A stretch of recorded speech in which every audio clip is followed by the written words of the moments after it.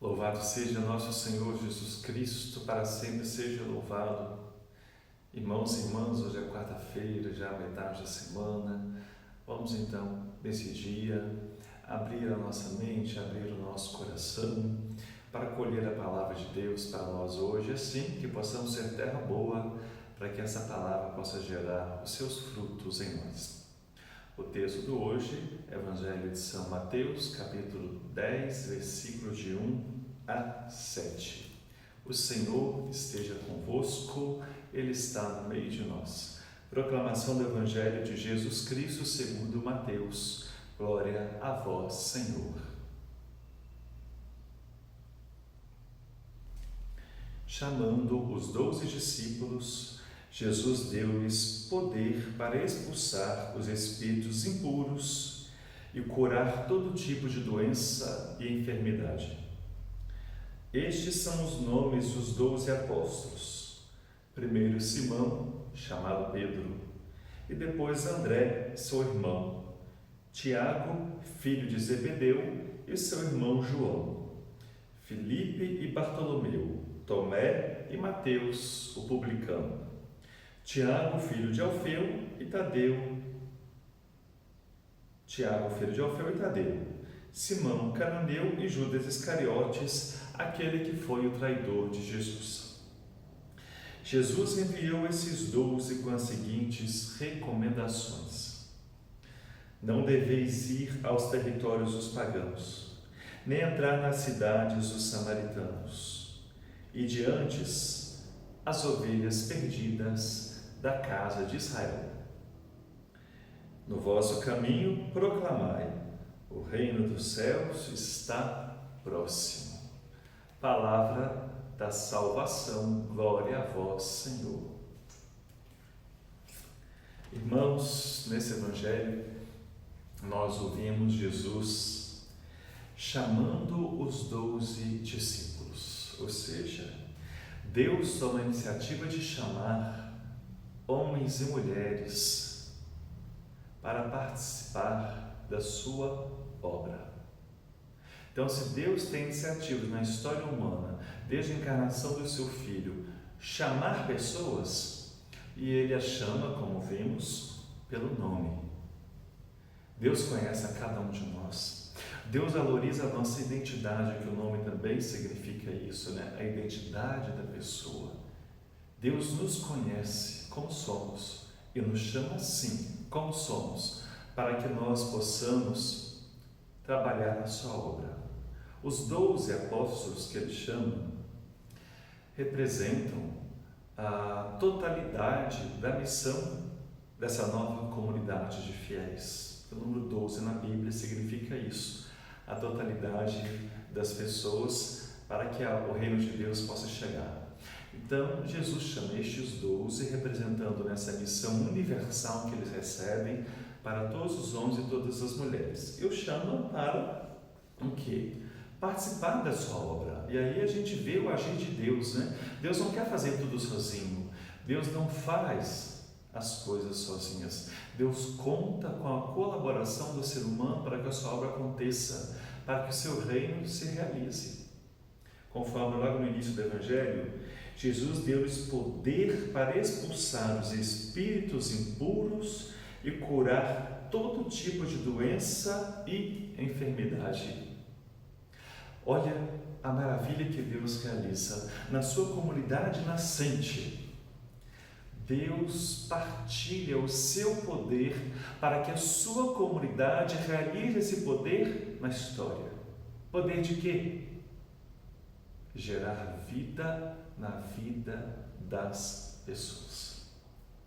Deus partilha o seu poder divino para que a sua comunidade, essa igreja nascente, possa realizar os sinais do reino, expulsar espíritos impuros, curar todo tipo de doença e de enfermidade. Nada mais é do que oferecer vida digna para as pessoas, tirar as pessoas da opressão que elas se encontram, tirar as pessoas da situação de miséria que se encontram, de uma vida deficiente, seja qual for, para que elas tenham vida digna, para que elas tenham vida plena.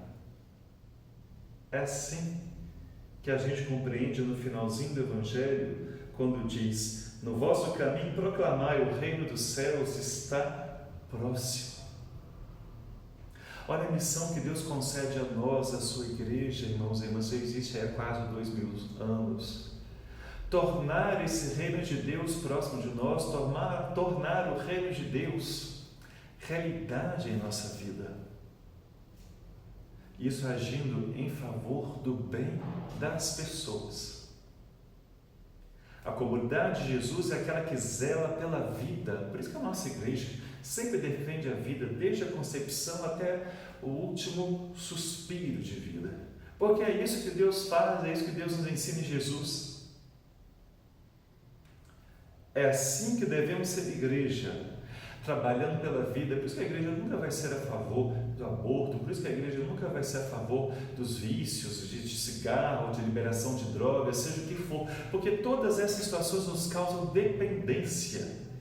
E o reino de Deus é o reino da libertação, é o reino da vida plena. Depois Jesus continua dizendo, ao elencar os nomes dos 12 apóstolos, valorizando a identidade de cada um, que Deus nos chama como nós somos. Ah, padre, mas eu não vou fazer porque eu não sei fazer isso, eu não sei fazer... Gente, essas coisas são desculpas que nós criamos para não nos colocarmos a serviço do reino. E cada desculpa que a gente cria é desculpa para que a igreja não realize a sua missão. E isso é muito sério, isso é muito preocupante. Devemos estar atentos a essa realidade. Cada desculpa para que eu não faça algo na vida da comunidade é um pretexto que eu estou colocando para que a obra de Deus não aconteça. Somos batizados, recebemos o Espírito Santo, precisamos confiar na ação do Espírito Santo em nós. Precisamos deixar o Espírito Santo agir, porque quando Deus nos chama no nosso batismo, Ele já sabe quem somos, Ele já sabe como somos, mas conta conosco assim mesmo. Por isso nos dá o seu Espírito no dia do batismo. Para que o Espírito faça a sua obra em nós. A gente é simplesmente servo, como Maria. A gente coloca-se a serviço para que o Espírito Santo haja. Depois, Jesus diz, dá umas recomendações: não deveis ir aos territórios dos pagãos, nem entrar nas cidades dos samaritanos, e diante as ovelhas perdidas da casa de Israel. E aí vem aquela questão: mas padre, então a salvação é só para os judeus, é na casa de Israel? Não. Em outros momentos, Jesus também se dirigiu aos pagãos. Mas o que Jesus está pedindo aos seus enviados agora é que comecem a obra pela casa de Israel. O povo eleito de Deus, que está como ovelha sem pastor. As lideranças religiosas exploram o povo de Deus para obter dinheiro, se enriquecer. As lideranças de Israel criaram um sistema religioso em que exclui tantas pessoas, considerando-as impuras, e seleciona aqueles que se chamam puros. E comercializou essa relação, as pessoas, para vir oferecer o sacrifício pelo perdão dos pecados, tinham que pagar, tinham que comprar. Então o povo de Deus, o povo da casa de Israel, acabou se tornando um povo distante de Deus, porque as lideranças assim fizeram. Por isso que a obra deve começar pela casa de Israel. Esse povo precisa voltar a conhecer o Deus vivo e verdadeiro. Então é assim que se começa. Depois, sim, em outros momentos, Jesus vai também para a região dos pagãos. Após a ressurreição, especialmente, os apóstolos começam a ir para muitas regiões além de Israel, para proclamar as suas maravilhas. São Paulo, de uma forma especial, nos mostra isso. Então é claro que a salvação não é somente para Israel, mas naquele momento Israel era o povo mais necessitado, porque eram como ovelhas sem pastor, e Jesus falou isso em outro momento. Então, irmãos e irmãs, nesse dia em que ouvimos essa linda palavra, que a gente olhe para nós e perceba hoje, nós somos esse chamado de Deus.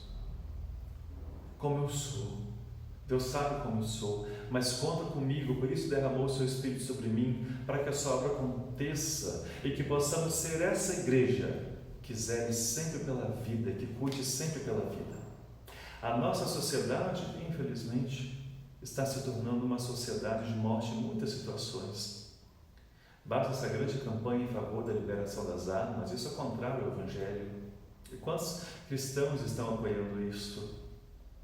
Basta olharmos a pandemia que está ceifando tantas vidas e vemos o governo sendo indiferente a isso, pouco se importando somente com a questão econômica. Então, precisamos ser essa igreja que seja o diferencial neste meio. A igreja deve ser uma comunidade alternativa, onde a gente vai sempre no caminho da vida e defendemos sempre a vida. Por isso vamos ser criticados, vão falar mal de nós, não importa. O que importa é que a gente tenha consciência de que estamos empenhados na construção do reino de Deus, que é o reino da vida.